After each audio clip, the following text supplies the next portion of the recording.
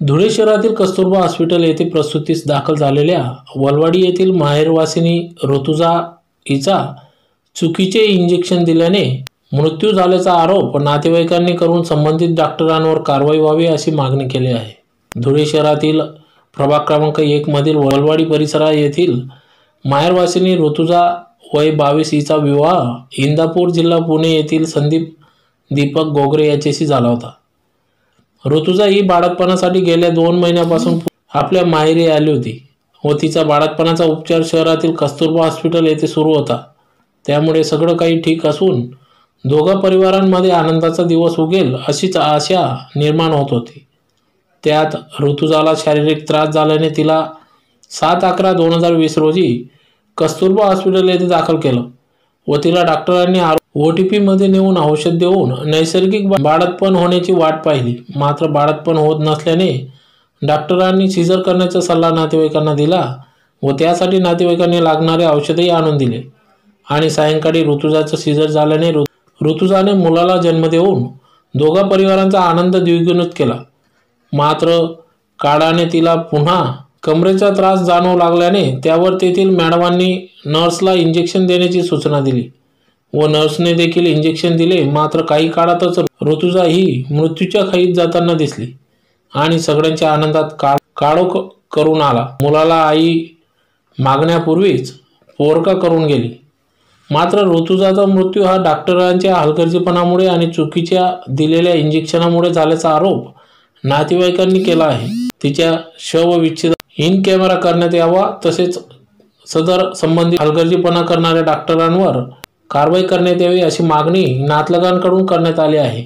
या संदर्भात ताबडतोब घटनास्थळी पोलीस निरीक्षक नितीन देशमुख यांनी घटनास्थळी धाव घेत याबाबत नागरिकांशी चर्चा करून पुढील तपास चालू असल्याचे समजते। क्रमांक 1 इंदिरानगर मधील सर्वसाधारण परिवारातली आमची मुलगी ऋतुजा संदीप गोगरे हिला इंदापूरला दिलेला आहे आणि माहेर जे ते वलवाडी इंदिरानगर आहे। 7व्या महिन्यापासून कस्तुरबा हॉस्पिटल जे या ठिकाणी तिचं स्टेटमेंट चालू होतं रेग्युलर स्टेटमेंट चालू असताना काल सकाळी 9 वाजता तिला ॲडमिट केलं। तर जी नेहमीची प्रक्रियाप्रमाणे तिला ॲडमिट केल्यानंतर 7:30ला तिचं सीझर करण्यात आलं आणि सीझर झाल्यानंतर तिला जो बाळ झालं ते बाळाची प्रकृती एकदम व्यवस्थित आहे, पण तिला सीझर झाल्यानंतर त्या ठिकाणून डॉक्टर आणि सीझर करत असताना जे काही इंजेक्शन दिलं जातं बेशुद्धचं तेही डॉक्टर तिथं नव्हते, मॅडम पण नव्हते, ते घरी चालले गेलेत। नंतर त्या ऋतुजाला जेव्हा थोडी होशमध्ये आली ती तर येत असताना तिने तिच्या मामीला सांगितलं, त्या मामींना राणीबाई यांना सांगितलं की बा माझं कंबर जास्त दुखतंय, मला त्रास जास्त होतोय।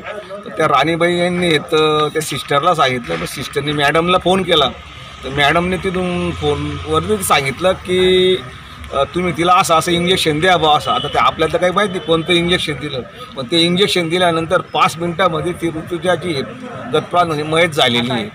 तर रात्रीच त्यांनी आम्हाला न विचारता बळजबरीने सिव्हिल हॉस्पिटलला पाठवून दिलं आणि तिची परिस्थिती अशी ठेवलेली होती त्या ठिकाणी, म्हणजे अत्यंत डिलिव्हरी झाल्यानंतर आणि मयत झाल्यानंतर अशी परिस्थिती होती की जशी म्हणजे बेवारससारखं त्या मुलीला टाकून दिलेलं होतं।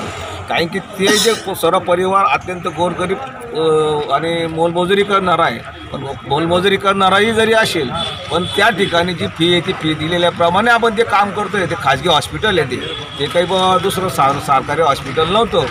तरी रात्री PI साहेब यांनी चांगल्या प्रकारे मदत केलेली, परंतु आम्हाला डीनच्या माध्यमाने जी सिव्हिल हॉस्पिटलच्या माध्यमाने हिचं जे पोस्टमॉर्टम आहे हे इन कॅमेरा व्हायला पाहिजे आणि इन कॅमेरा होऊन ही मुलगी मयत कशी झाली याचा आम्हाला पूर्णपणे पाठपुरावा करून आम्हाला तिचा न्याय मिळण्यात यावा ही आम्हाला सर्व प्रशासनाला विनंती।